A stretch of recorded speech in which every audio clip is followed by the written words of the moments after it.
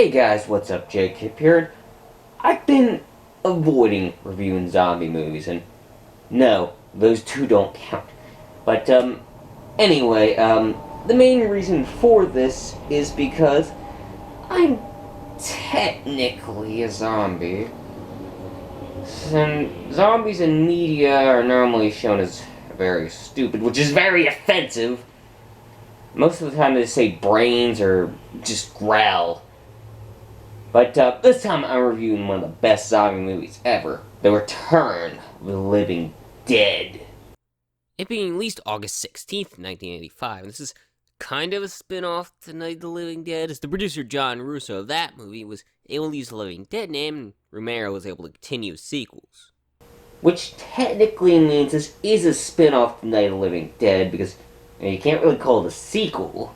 As the plot is about toxic material being released in the atmosphere, making the dead rise from the graves. They are hungry for the brains of the living.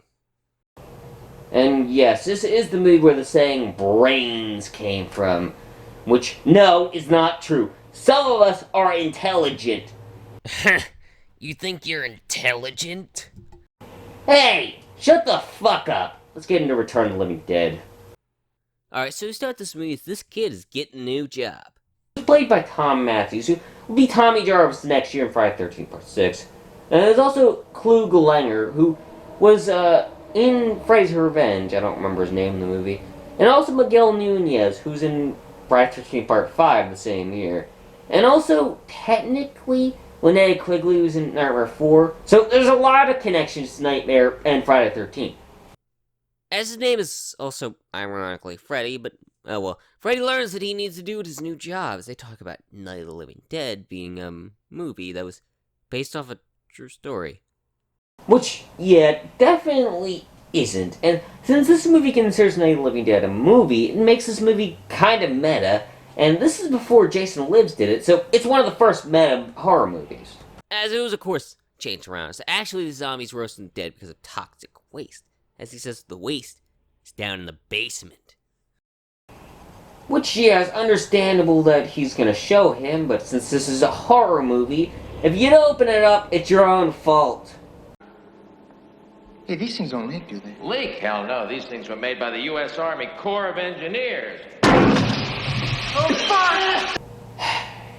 Yep, that's what I thought was gonna happen. Shouldn't have fucked with it. As they are knocked out, as there's a head in the container that reforms. Which, actually, I would say is definitely better than Dawn of the Dead, and arguably better than Day of the Dead as well.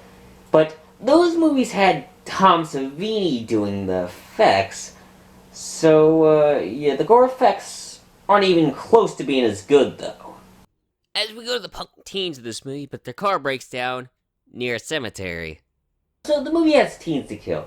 Oh, and, also, why did the waste near a cemetery? Because if it accidentally leaks in the atmosphere or something, there's a chance of going down the graves. Bring in zombies, you dumbasses! As the both of them wake up as they're coughing a lot, as they find a poor little doggy that came back from the dead. Which means animals can be turned into zombies in the series. But to my knowledge, this is never used, sadly.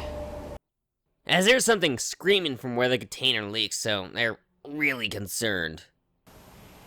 Actually, though, these two are really good. Hell, they were so good they brought him back in part 2 just to do the same thing again. But back with the teens, Lynnea Quigley really likes thinking about dying, as she thinks it'd be bad if a bunch of old men were to gang up on her and bite her. You know what? Since this is Lynnea Quigley, I'm gonna get my sensor bar ready, because I know I'm gonna need it.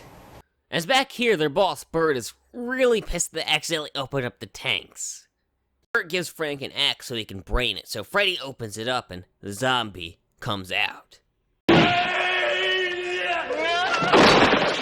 Who doesn't look very much like a zombie, but I think that's because the body is fresh, so I think that's the reason why it doesn't look very much like a zombie here. But luckily they're able to brain him with that axe, but that doesn't do very much good, so they cut its fucking head off with a saw. Which, yeah, still doesn't work, because these zombies aren't like normal zombies. A hit to the head isn't gonna kill them. You can fucking slay these things apart, slice them in half, fuck them up, blow their brains out, fuck the shit out of them, and they still won't be dead. Which definitely makes them much scarier than Romero zombies, to be honest. Bert decides he's gonna burn him, so he goes to his corner friend as he has a body on the table that has rigor mortis, which makes the body stiff, as he says that the body that he has is actually rabid weasels, so that'll help him.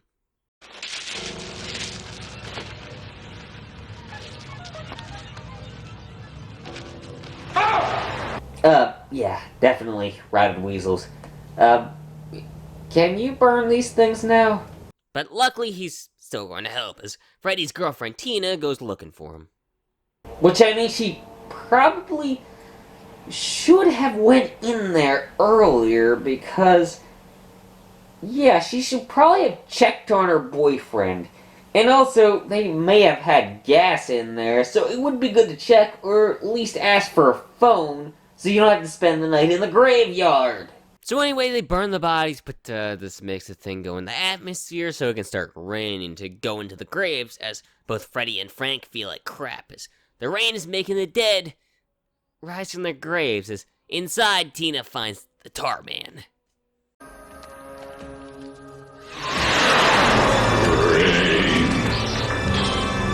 Which is definitely the coolest zombie in this movie. I mean, do I really need to explain? Just look at the design.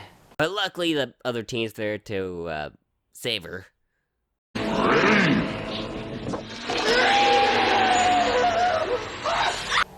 Oh, good job. You saved her.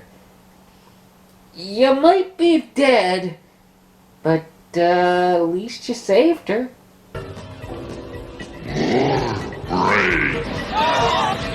Oh well, they run away, but luckily there are paramedics there, as both Frank and Freddy don't have heartbeats. And so now they're definitely dead. My suggestion is give them an energy drink or a soda. That'll start their heart right back up from the caffeine. Whenever back with the teens, they go back outside in the acid rain as the dead rise in their graves to party. So that's a bunch of old men that can go and grab and bite Lynnea. But that means she'll be coming back as a zombie, so yeah, I'm still gonna need this. But the teens get to the morgue as they all hear the dead people screaming outside, so they're all running after the living and also going after the paramedics. I'm in distress. Send more paramedics. And even though these zombies do have a low vocabulary, they still are smarter than most zombies I've met. As they're all trying to get inside, so they bar everything closed, so they can't get inside. As Freddy explains that he can't move very well and is getting stiff, as, yeah, he's getting rigor mortis, is pretty much dead. I mean, they kinda look dead. I mean, I don't think they'd be considered technically dead, more like undead. They're not alive, but they're not dead either.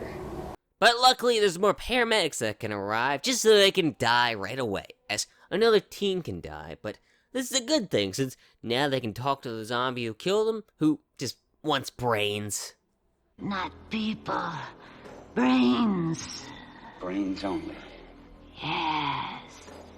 Now do you see why I don't like to interact with other zombies? Anytime I try to have an intellectual conversation with any of them, all they want to talk about is brains. As they're kind of screwed, as there are a bunch of them and they're really hard to kill, as Lynnea comes back from the dead.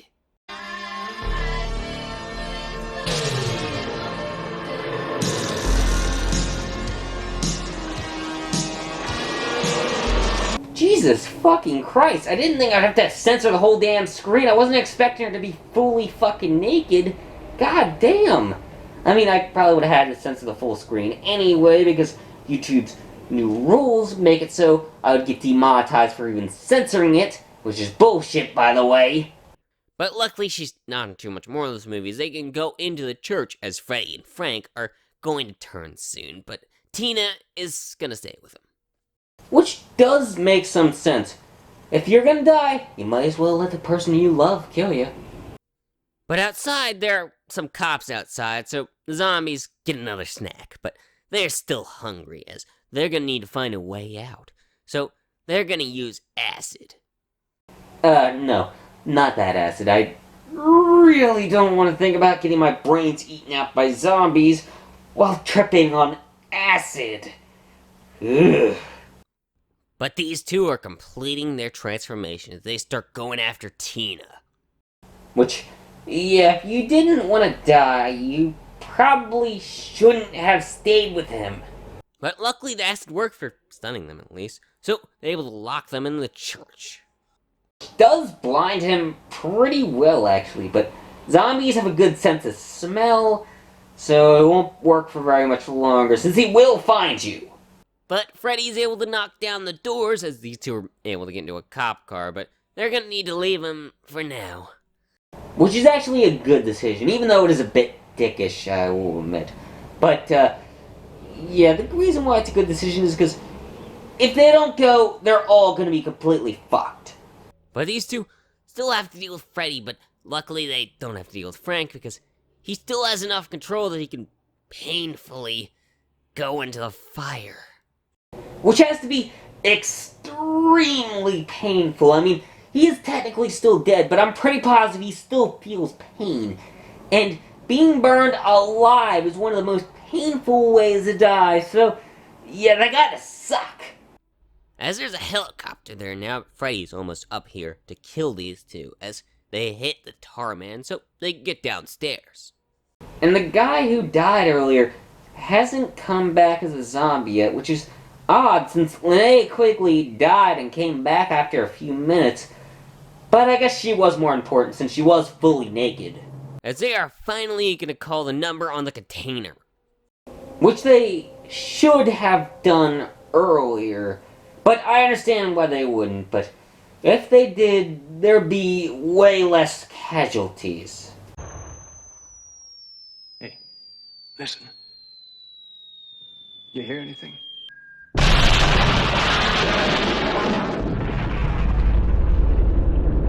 And yeah, all the characters you've been watching throughout this movie are all fucking dead.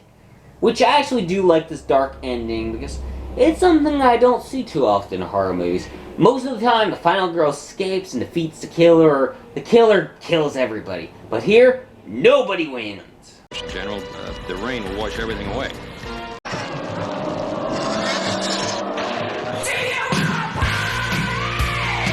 Hey, you just reused that clip from earlier. But it doesn't matter anyway. It's not like they have this in the sequel, or it affects anything, and James Cairn and Tom Maxey are reincarnated anyway. I mean, that does make the ending slightly less dark, but it's still a great ending. Anyway, that was Return of the Living Dead, and it's a great zombie movie. But I will say, I prefer Dawn of the Dead, but this movie is really good. I do think it's better than Day of the Dead, at least, which was released the same year as this movie, as the movie is so easy and has a charm to it, and the effects look really good now, not as good as Day of the Dead or even Dawn of the Dead, but I do think the zombie makeup is better than Dawn's zombie makeup, and the acting is actually all good, as all the actors do a good job and are entertaining, and I really do like this movie. It's really entertaining and has that dark ending that makes you sad. So anyway, I really enjoy this movie, so I'm giving Return of the Living Dead a 5 out of 5. And now do you see why I don't like to review zombie movies often? Hopefully I don't have to do another one this year. No, I'm not ready for that. Besides, this is the year of the werewolf. Starting with Werewolf in London. And no, not American Werewolf in London. Sadly, I'll see you then.